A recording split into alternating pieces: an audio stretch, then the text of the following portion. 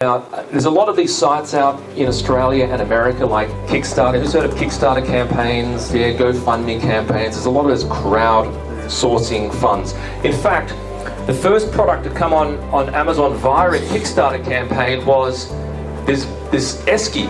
It's called it was an esky which had a blender on it, which had a radio inbuilt into the esky, and it had like something else as well on it, like a USB thing you can plug and charge up your phones. It was actually started off on Indiegogo, on a crowdfunding site. So basically they listed the product, say, hey guys, this is what we're going to do. We want to put an esky up there, we want to have a blender attached, we want to be able to charge your USB devices.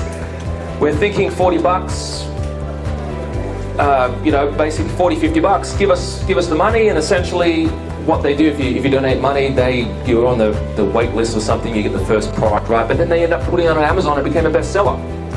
There's a product now, I won't mention it because I know there's a student here doing it, but it was a Kickstarter campaign in October last year. They raised something like $25,000. It's an Australian business that raised something like 25 grand for this particular product. It is insane. It's not on Amazon yet, but it will be. And it is, it's in the baby niche, and it's a great product. I know this is going to explode, but the thing is, because it's so new, it's not even on Alibaba yet. It's not even on these Chinese websites, so you kind of have to give it a bit of time for it to hit the website, and when it does, one supplier does it, then suddenly the second supplier does it, and the third supplier then it's easier for you guys to connect with them, it's easier for you guys to negotiate better deals, but you have to kind of wait some time.